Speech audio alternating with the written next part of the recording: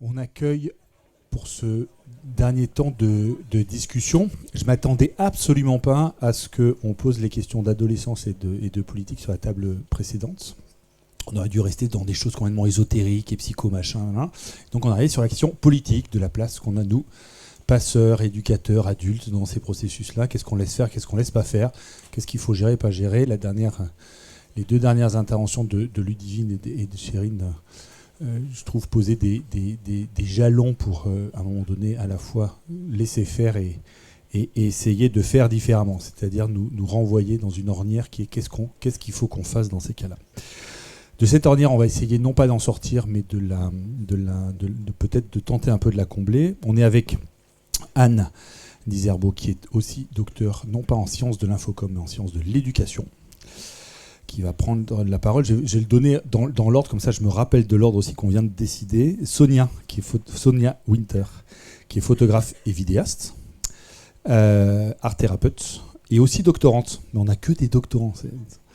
Doctorante sur les possibilités psychosociales de l'image. Voilà. On viendra avec Irvine Arnex, qui est artiste, et qui vient de travailler sur un projet dont il va nous parler, artiste vidéaste, encadrant d'atelier, qui s'appelle Les mots d'ado. Donc on reviendra.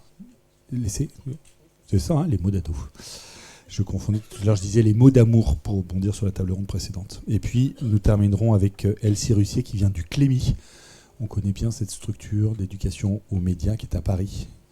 Et puis on engagera la discussion, on garde le Framapad ouvert, bien évidemment. Et alors oui, on terminera. Ça sera impératif qu'on termine de toute façon à 17h15 la conclusion. On va terminer cette temps de discussion à 17h, puisqu'on a tous des trains et des avions à prendre. On est sur le comment. L'idée, c'est que vous ayez aussi une place parce que vous êtes les uns les autres des professionnels de ces, ou tout au moins travaillez dans un certain nombre de structures qui développaient des actions d'éducation à l'image, d'éducation aux médias, d'accompagnement à une autre compréhension de ces pratiques-là. Que vous puissiez présenter aussi vos propres pratiques et qu'on puisse dialoguer autour de ces propres pratiques. J'avais proposé à chacun des intervenants d'être sur une intervention plus ou moins courte, on verra bien, peu importe qu'elle soit courte ou pas, mais que le rebond se fasse pas forcément sur un jeu de questions-réponses avec ce que les intervenants ont raconté, mais aussi à partir de ce que vous nous proposez, ce sur quoi vous contribuez, que vous pouvez contribuer à partir de vos propres projets sur vos propres territoires. Anne, à vous la parole. Bonjour à tous. Donc moi, je vais échanger avec vous à partir d'une recherche qui est inscrite dans le champ des sciences de l'éducation, plus spécifiquement dans le champ de la recherche biographique en éducation.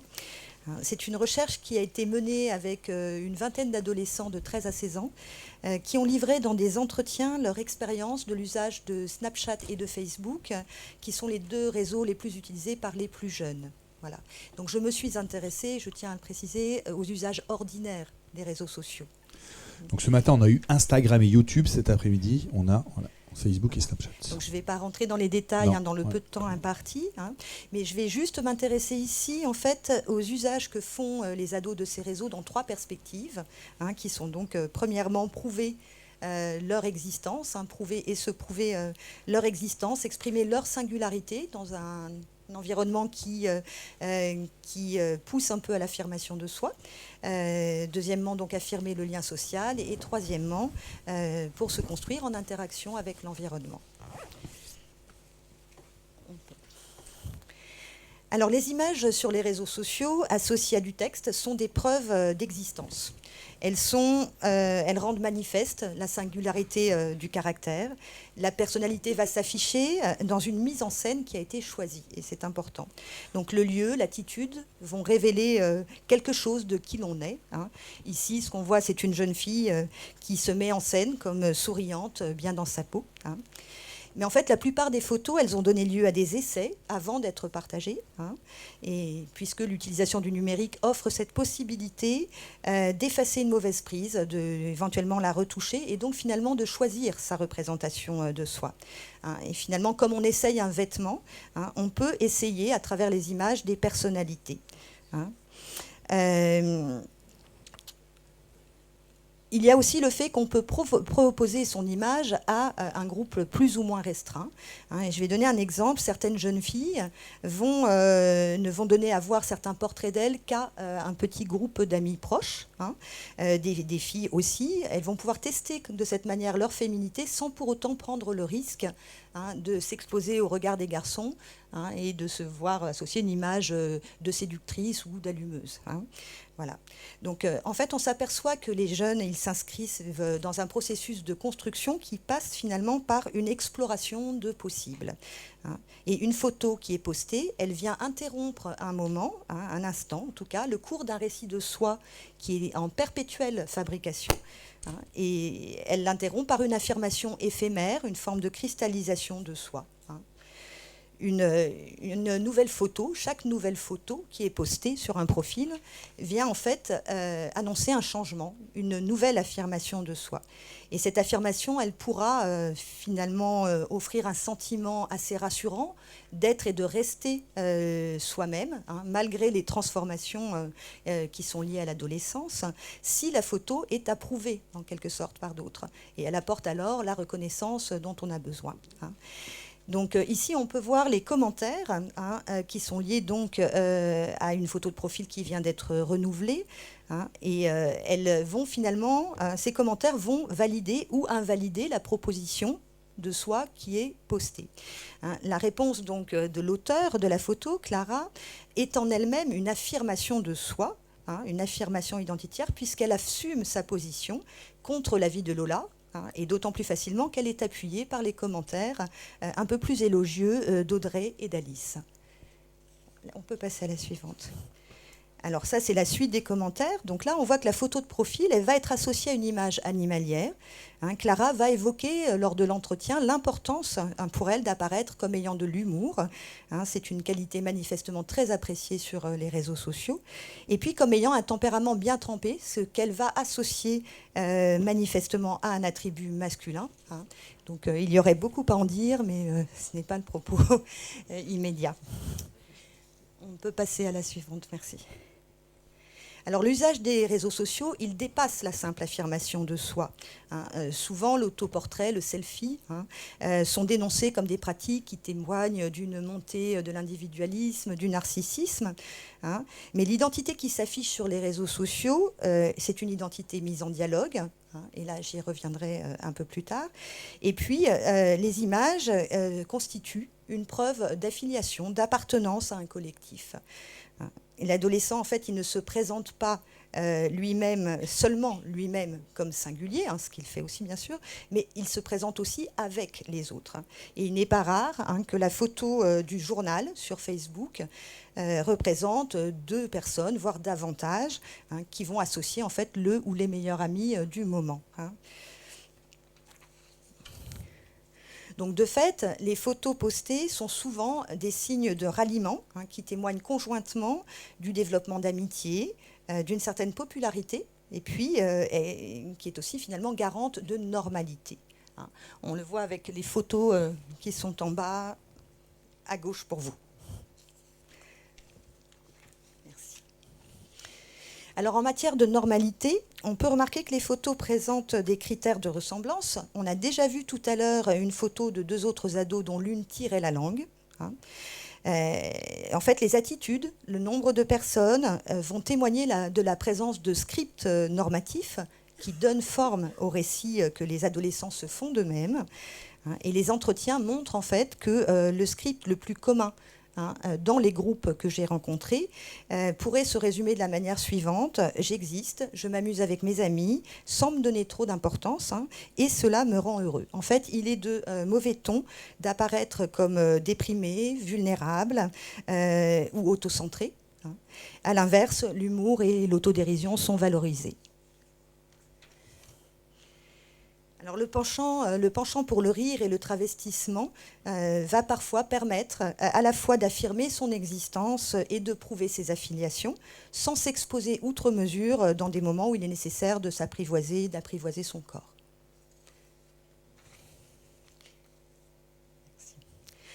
Donc, Les images qui sont utilisées sur les réseaux sociaux, elles s'inscrivent en fait à la croisée de différentes normes, de différents scripts. En fait, au fil du temps, le nombre d'affiliations à des groupes de pairs sur les réseaux sociaux va en augmentant pour chaque adolescent. Donc en fait, en fonction du groupe avec lequel il interagit, il va pouvoir donner de lui-même une image qui peut être parfois très très différente. Il va multiplier les possibilités d'affirmation de lui-même, les schémas d'interprétation en fait de sa vie d'ado. Et parfois, différents systèmes de normes vont rentrer en concurrence. Et puis, en dehors des systèmes de normes purement liés aux réseaux sociaux, il y a bien sûr les normes de l'environnement familial, et puis aussi des normes qui s'infiltrent sur les réseaux sociaux et qui sont celles du marché économique.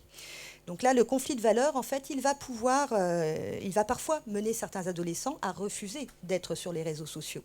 On n'en a pas encore, on l'a pas évoqué depuis aujourd'hui, mais en fait, tous les adolescents, tous les jeunes ne sont pas sur les réseaux sociaux et on peut aussi s'affirmer en refusant d'y être. Et puis, il y a des jeunes, en fait, qui ont développé un esprit critique qui va leur permettre d'entrer dans un usage assez lucide avec les réseaux sociaux.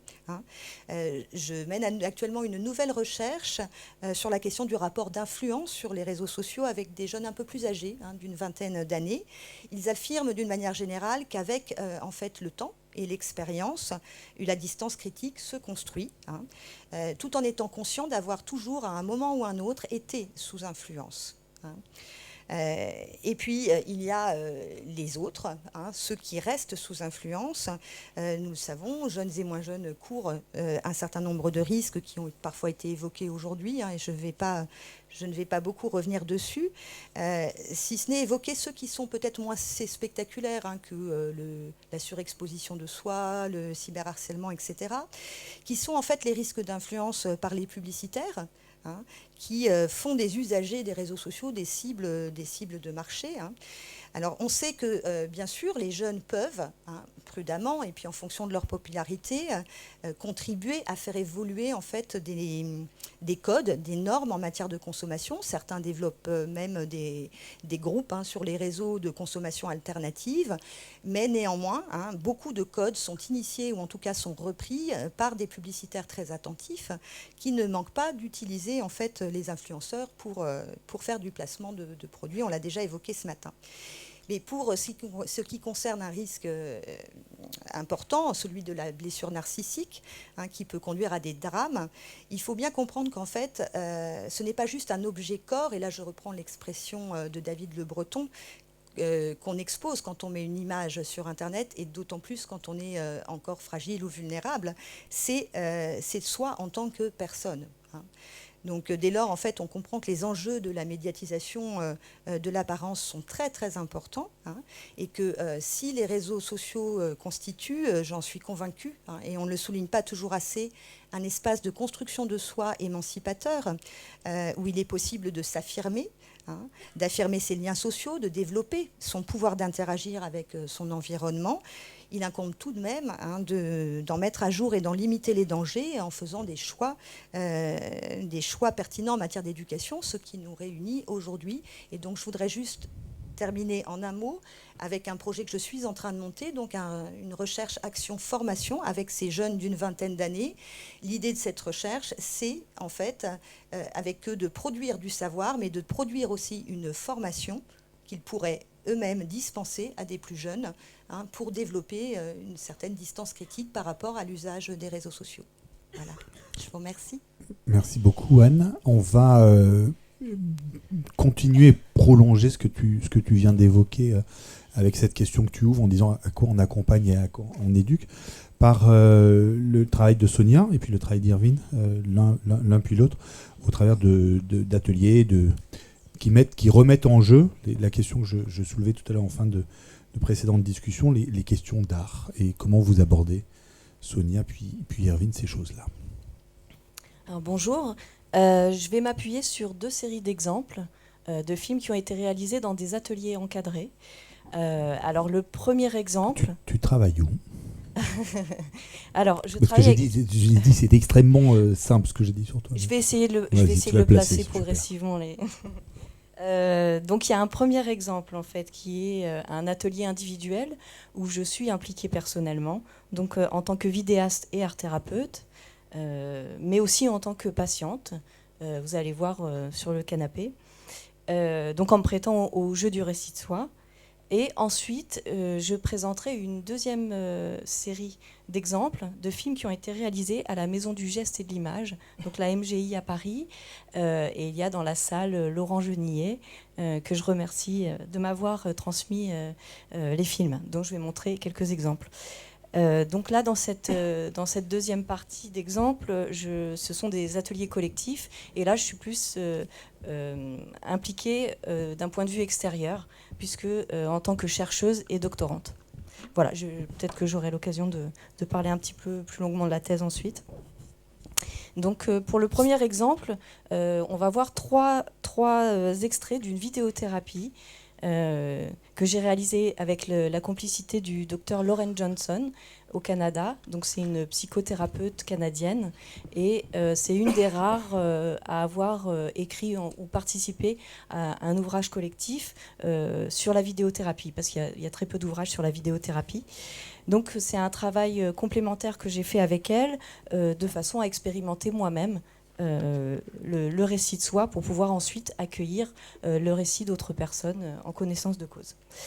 Donc j'ai choisi le premier extrait que vous allez voir pour montrer comment on peut utiliser le film comme un outil d'expression artistique pour dire quelque chose de soi, avec le jeu comme sujet de fiction. Ensuite, le deuxième extrait qui va venir directement, donc tout ça c'est séparé par des coupes sèches, je vous indiquerai. Donc c'est un montage parallèle d'archives personnelles et d'archives issues de l'actualité, donc de l'histoire collective. Et ce qui m'intéressait de montrer dans ce deuxième extrait, c'est comment l'outil vidéo, et en particulier le montage, permet de travailler sur le double sens et l'interprétation, parce qu'on n'a pas tous la même interprétation des sons et des images. Et enfin, le troisième extrait est intéressant pour le retour verbal de la thérapeute, illustré par des images prises sur le vif et qui met en valeur, dont le traitement met en valeur des ressentis et des sentiments intimes. Voilà, je reparlerai de tout ça ensuite. Ce qui m'intéresse, donc il n'y a pas de révélation sur moi, hein, je parle, là il n'y a pas, on ne va pas parler de mon histoire, c'est juste de partir d'un exemple personnel en connaissance de cause pour aborder des problématiques plus générales. Et en particulier du rôle de médiateur technique et artistique joué par la vidéo et des effets que provoque la projection de l'intimité sur soi-même et sur les autres. Est-ce qu'on peut tout partager? Quelles peuvent être les limites physiques et psychiques pour soi-même et pour l'autre? Et comment on peut sécuriser et apprendre à se protéger? Well, I guess before we get started with the actual, development, is there any ideas? Do you have any ideas that you came with that you wanted to explore? I thought about my family, my relationships, where I am actually in my life, everything. So, but I don't know where to start and what to talk about. I guess everything is linked. Of course. Yeah. And so if you put yourself at the center of all of that, right? Mm-hmm. Because obviously it's all linked, at least by you, at the very least, right? And so if you're putting yourself in the center of that, where are the connections? How does that look? I don't know. Peut-être que l'enfance serait la seule période de nos vies où réalité et imaginaire pourraient coexister sans lutte.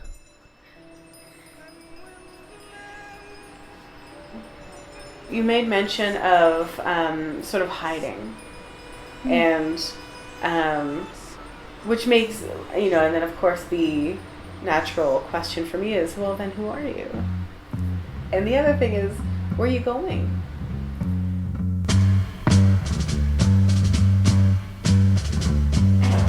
On a sorti un accord à 100 milliards, on m'a dit c'est bon, on est sauvé.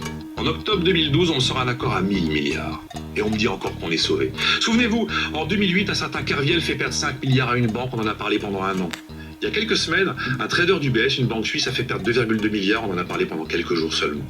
On a sauvé le Crédit Lyonnais pour 170 milliards de francs. On vient de sauver Dexia pour 170 milliards d'euros. J'ai un peu le tournis. Véritablement, hier à Bruxelles, c'était le tirage de l'euro-milliard. Le problème, c'est que nous dépensons trop. Qu'il faut travailler plus. En temps de crise économique, c'est un crime social de fermer une usine aujourd'hui avec un groupe qui est multimilliardaire. Ce furent les révolutions arabes. En Tunisie, toutes les vieilles dictatures sont tombées, d'abord Ben Ali, et tout le monde pense que le régime de Bachar al-Assad, on n'a pas distress that people experience can kind of, in some ways or another, relate to the big questions of meaning and purpose. And I think we've kind of come to have some level of not trusting that anything that we see is really true or like representative of the reality. And so I think there could be a layer of protection there because of that. Because if you're representing yourself on film, then that's, you know, one representation. Everything is, to some extent, fiction. or a construction. Anyway.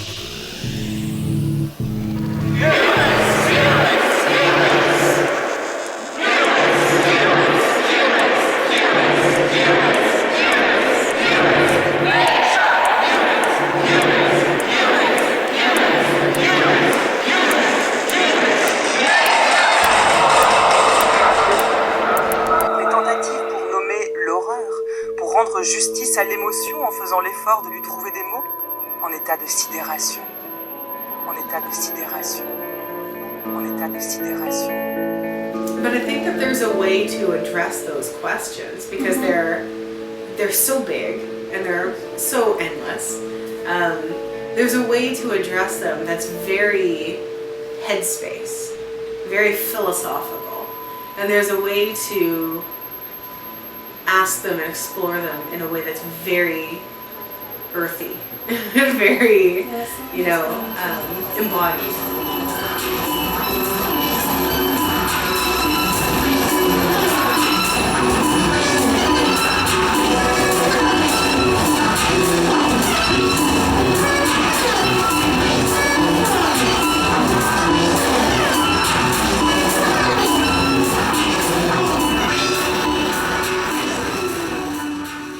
Il y a des coupes parfois un peu bizarres au son, mais c'est normal. J'ai fait des coupes assez sèches parce que je voulais parler aussi du fait qu'on ne peut pas tout montrer n'importe où et avec n'importe qui. Ou plutôt qu'on peut tout montrer et tout dire, mais dans certaines conditions, et ni avec n'importe qui, ni n'importe où. Enfin, je vais y venir. Donc le premier extrait, on voit, je voulais parler de l'avatar, du double ou du personnage de fiction.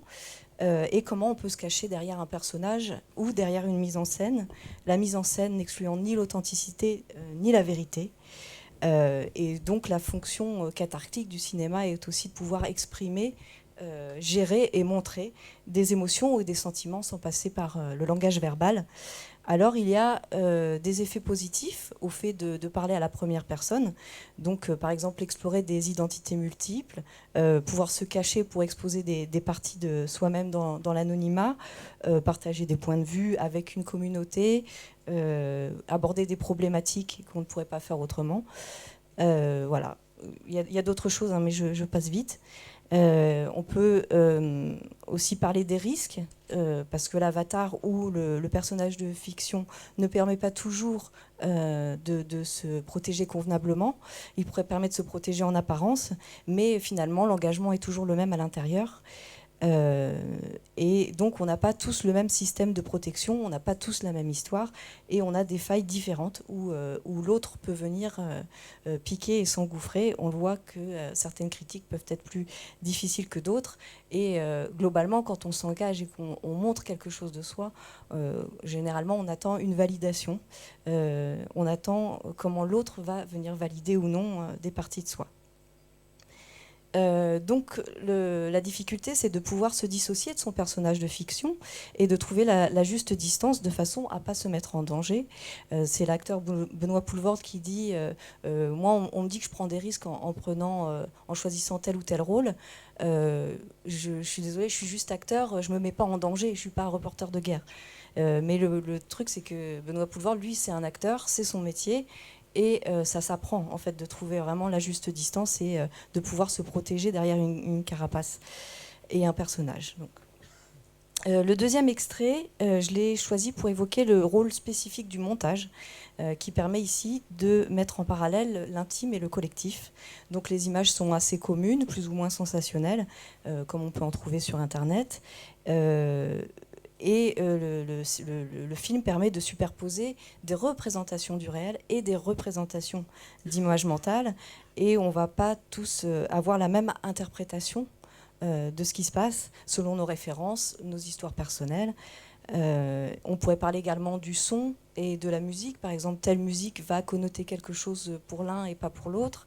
Donc il y a un décalage entre la perception, la représentation et l'interprétation. C'est pas tant le contenu que comment les choses vont se représenter pour nous et en nous. Voilà, on a parlé de l'importance de développer le sens critique grâce à la création de films. Il y a aussi l'importance du contexte social, groupal, politique ou historique, qui peut être perturbant pour la construction d'une identité. On peut perdre son objectif propre en se laissant influencer par des propos. Voilà. Et il y a aussi la surenchère aussi d'originalité et de créativité qu'on trouve sur Internet, surtout chez les ados, avec l'idée d'inscrire sa petite histoire dans une grande histoire et de trouver sa place. Donc une surenchère qui parfois mène à la performance et au défi, qui peut avoir des conséquences physiques et psychiques. Donc il y a un intérêt à prendre conscience des limites et de proposer un cadre. Donc trouver la juste distance, ses propres limites et aussi les limites de son interlocuteur. Jauger par exemple du soutenable pour celui à qui on émet le message. Donc j'en arrive au rôle du thérapeute. Donc le troisième extrait, on entend la voix off du thérapeute qui fait avancer le récit, qui guide dans l'exploration intérieure. Et donc il y a eu le moment où elle m'a parlé en direct et puis il y a eu le moment où ça a fait un autre sens au montage quand j'ai monté sa voix sur des images que je n'ai pas choisies au hasard. Parce que ça passe au départ directement par du visuel et puis ensuite les mots, elle m'aide à mettre des mots sur ce qui m'échappe ou ce qui me dépasse. Elle permet, en gros, le thérapeute, son rôle, c'est de dévoiler l'invisible du récit et surtout d'explorer sans danger. Avec, on pourrait également parler des points à éclaircir, des problématiques inconscientes, etc. Donc, l'importance du retour verbal, on va le voir également dans une deuxième série d'exemples. Donc là, le premier, c'était dans le cadre de l'art-thérapie, un atelier individuel. Là, je vais plutôt mettre en valeur le rôle du travail collectif et de la projection.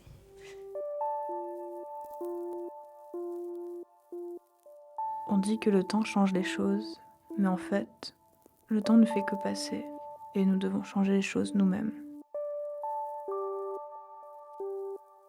Non, je ne suis pas belle. Pas belle comme nous, mais autrement. Tu sais bien que c'est sur toi que se retournent les petits voyous dans la rue. Que c'est toi que les petites filles regardent passer, soudain muettes, sans pouvoir te quitter des yeux, jusqu'à ce que tu aies tourné le coin.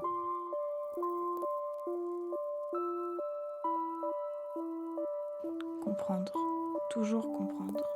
Moi, je ne veux pas comprendre. Je comprendrai quand je serai vieille, si je deviens vieille. Pas maintenant.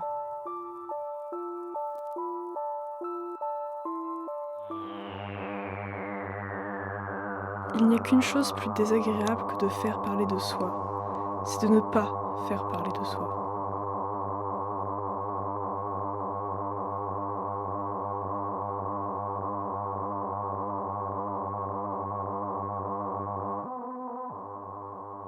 Ils m'ont demandé d'adopter une attitude effrayante, d'être terrifiant. Pour eux, ça va de soi que je mets un masque, que je joue. Alors pourquoi est-ce que j'ai l'impression de retirer un masque? Pourquoi je me sens mis à nu?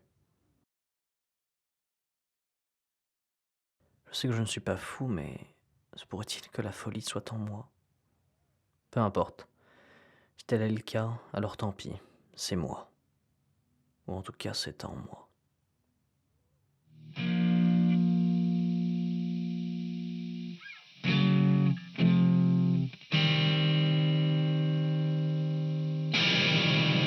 Se voir, c'est difficile. Accepter son image, encore plus. J'ai toujours voulu être belle. Et pourtant, quand on me le dit, je ne l'accepte pas. Je ne suis pas belle. Je ne suis même pas une belle personne. Je me torture sans cesse, encore et toujours, parce que tous les jours, quand je me vois dans le miroir, je me trouve moche. Au lieu de me demander ce que les gens aiment chez moi, je me demande ce qu'ils pensent de mon visage, de mon corps. Au lieu de me demander si j'ai passé une bonne journée, je me demande si je n'ai pas trop mangé. C'est une torture continuelle. Est-ce que je suis assez bien? Mais merde, bien sûr que oui. En fait, non. Le regard des autres me fait souffrir, mais le mien, encore plus. Qui suis-je pour me porter tant de haine? Je n'oserais jamais détester quelqu'un d'autre que moi à ce point. Alors, moi, j'ai fait un dessin de mes deux côtés. D'abord, il y a le côté souriant, genre, tous les jours, je suis souriant. Je suis obligé de sourire, tout ça. Il n'y a pas un seul jour où je souris pas. Puis, il y a le deuxième côté, c'est celui de l'idiot. En gros, je suis immature, je suis toujours excité. Je fais des blagues pas drôles et je fais des gestes et des trucs gênants. Pourquoi? Je ne sais pas. Je suis né comme ça, j'y peux rien. Et j'aime ma personnalité.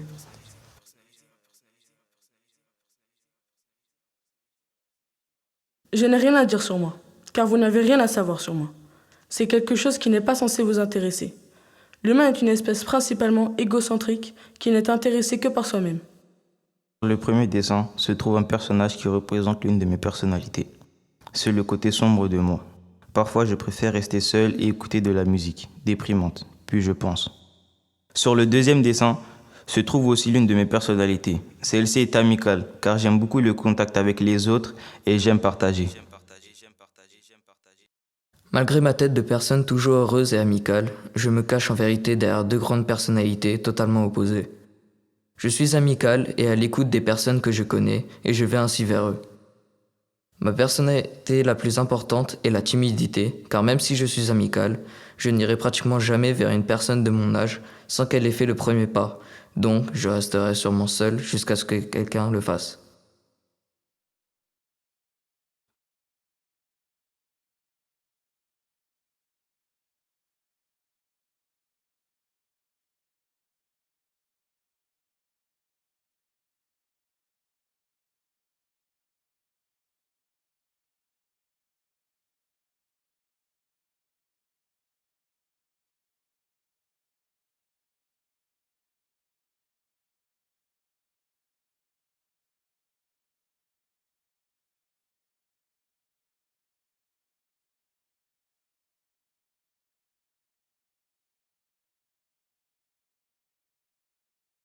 J'en ai marre, je suis décidément la seule fille de France à 16 ans à n'être jamais sortie avec un mec.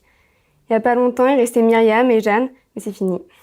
Je dois sûrement être un monstre qui n'a aucune attirance, je sais pas, mais il y a personne qui m'a jamais fait un compliment du genre tu me plais vraiment ou t'es belle.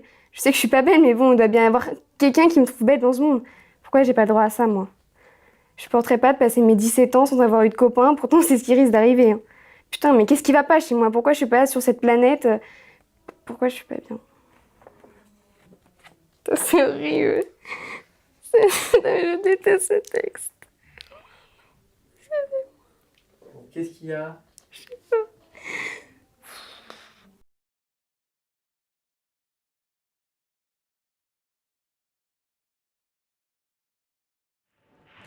Pour vous, mes frères, nous, notre équipe, notre crew, on était ensemble dans tous les coups. Toujours avec nos délires, nos plans.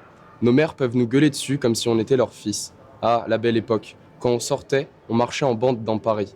On pensait qu'on était les rois de Paname. On squattait toujours les skateparks. Hein.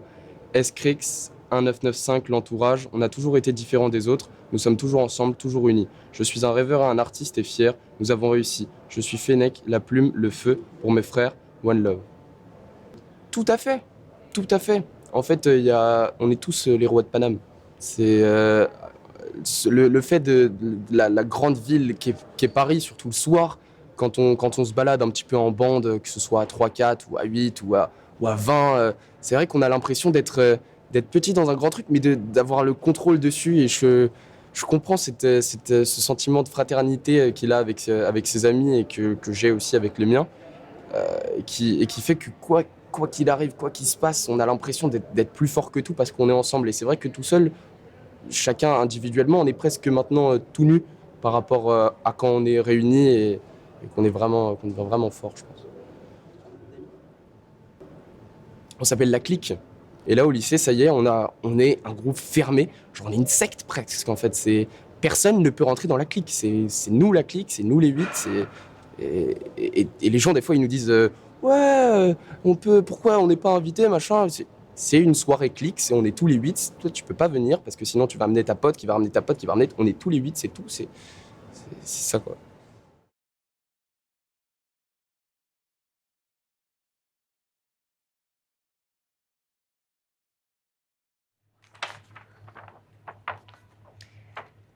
Salut maman, salut papa. Enfin, je devrais peut-être dire bonjour bande d'inconnus. De toute façon, on m'a toujours dit de ne jamais parler aux inconnus. Parce que ouais, dans le fond, je vous connais pas si bien. Puis je m'en branle parce que pour moi, vous n'existez plus. Vous voyez seulement la façade principale de votre fille, mais vous voyez jamais l'intérieur. En 16 ans, ça n'a jamais vraiment changé. Alors aujourd'hui, je me noie dans l'alcool, peut-être qu'elle saura m'éduquer, puis la drogue, me sermonner. Puis dans le fond, vous m'avez vraiment jamais aimé. Sinon, vous n'auriez jamais fait tout ça. J'ai vécu toute une vie de la naissance jusqu'à la mort, alors que je n'ai que 16 ans. Qui souhaiterait vivre ça? Personne. Ça fait 16 ans que je souffre sans laisser rien paraître, et je devrais continuer comme ça, alors que le bonheur est aujourd'hui à portée de main? Vous ne savez rien de moi. C'est vrai quand on y réfléchit. Mais ce n'est pas grave. Je me suis autoproclamée orpheline. Puis j'ai une vraie famille. Au moins, même si je n'ai plus de géniteur et de génitrice. Je suis un nouveau lendemain, parce que j'y crois, et que l'espoir y est. Alors je recommence une nouvelle vie. Je vous le dis dès aujourd'hui, même si vous vous en foutez. Alors aujourd'hui, je pars pour vivre, et non pour continuer de mourir. Alors oui, je vous emmerde. Mais pendant ça, je continue de vivre. Allez vous faire voir. Wow.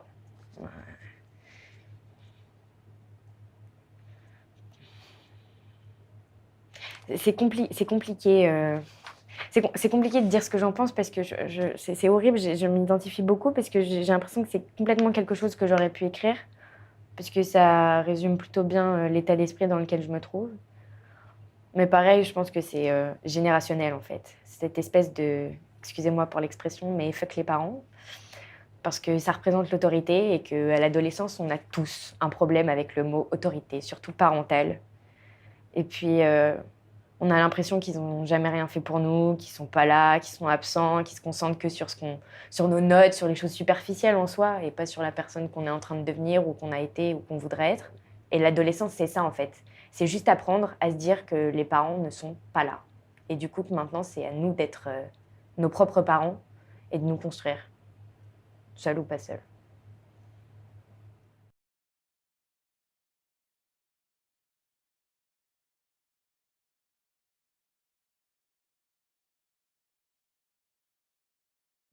Qu'est-ce que je fais?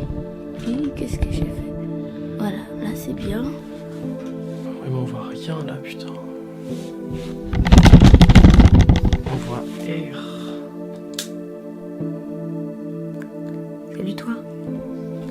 Salut Lou. J'agis, sans vraiment songer aux conséquences, puis c'est souvent seul dans mon lit que j'y pense. Il faudra du temps pour comprendre mes conneries d'aujourd'hui, mais j'ai tellement hâte d'en faire aussi demain. D'après moi tout est possible, le meilleur comme le pire. Cher futur, si tu savais, j'en ai des choses à dire. Cher futur moi. Bon. Je suis actuellement toute seule chez moi, à parler à une caméra et à m'adresser à moi-même dans le futur. C'est plutôt paradoxal. Je pas une vie monotone en fait, c'est tout. Je veux pas prendre de décision.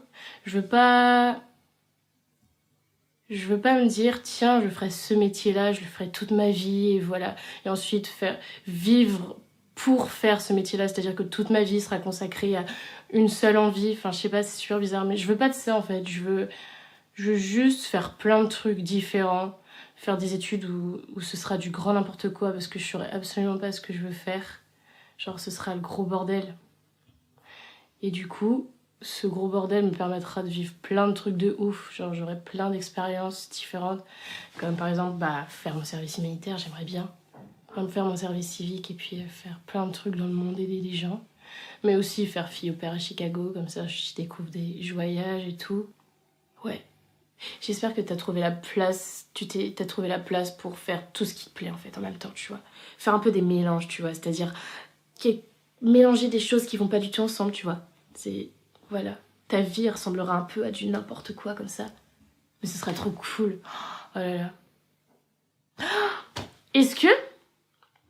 Vraiment, c'est quelque chose que je te souhaite. Tu te souviens du serment que t'as fait, là, il y a pas longtemps, sur le fait que plus jamais aucun être humain du sexe opposé ne rentrera dans ta vie. Plus jamais. Tu l'as fait, ce serment. Tu comptes le tenir, mais en fait, j'espère que tu l'as pas tenu, bien sûr. Vraiment. Il faut que tu laisses de la place à quelqu'un. Faut que tu te laisses... C'est sûr que tu vas tomber sur des abrutis. Ça, c'est sûr et certain. Il y en a plein, il y en a partout. Je crois que t'as une tête à attirer des abrutis. Vraiment, c'est un truc de malade, tu vois. Mais c'est pas grave, tu t'en fous. Enfin, je veux dire, en vrai, un mec, ça sert à rien. Mais un jour, tu réussiras à trouver un gars qui te correspondra. Je pense que ça arrivera. Non, mais oui, ça arrivera. Bien sûr que oui, ça arrivera. On a tous quelqu'un qui est fait pour nous dans le monde. Et vraiment, t'auras changé d'avis sur les mecs, t'inquiète. Si là, actuellement, t'es encore en train de pleurer devant cette vidéo à te dire « Oh, non, les gars, ça sert à rien, je veux plus jamais... » Non, clairement, c'est ridicule. Là, ressaisis-toi, fais quelque chose, je sais pas, appelle tes potes, dis-leur de te présenter des gars, mais non. Si tu commences à baisser les bras et tout, tu peux dire « Amina, allez, hop, au taquet, bim, bam, boum, on va y arriver, on va recommencer jusqu'à ce qu'on y arrive, et puis au pire, on va trouver autre chose. » Enfin, tu vois, t'es pas obligé de toujours aller pleurer dans les jupes de ta mère, dans les jupes de ta pote, en disant « Oh, je suis nulle et tout, je vais jamais y arriver, je vais mourir. » Pour qu'ensuite ils disent « Bim, allez, tu vas y arriver, machin. » Tu peux le faire tout seul, tu sais, tu peux te foutre devant un miroir ou devant une caméra et te regarder droit en face et te dire « Amina, tu vas le faire parce que t'es la meilleure, parce que tu sais faire, parce que t'as juste à prendre confiance en toi. » Et donc voilà. Et on va y arriver. Voilà, on va y arriver ensemble, maintenant et après, et voilà. Salut! J'agis sans vraiment songer aux conséquences, puis c'est souvent seul dans mon lit que j'y pense. Il faudra du temps pour comprendre mes conneries d'aujourd'hui, mais j'ai tellement hâte d'en faire aussi demain. D'après moi tout est possible, le meilleur comme le pire. Cher futur, si tu savais, j'en ai des choses à dire, j'en ai des choses à faire, j'espère qu'elles seront faites. Cher futur, je te l'avoue, parfois tu prends la tête, souvent tu fais rêver. Je cours et j'imagine la ligne d'arrivée sans pour autant vouloir y être. Cher présent, de la suite tu es le maître, au cas où tu t'égares, je t'ai écrit cette lettre. Cher futur moi, cher futur moi, cher futur moi,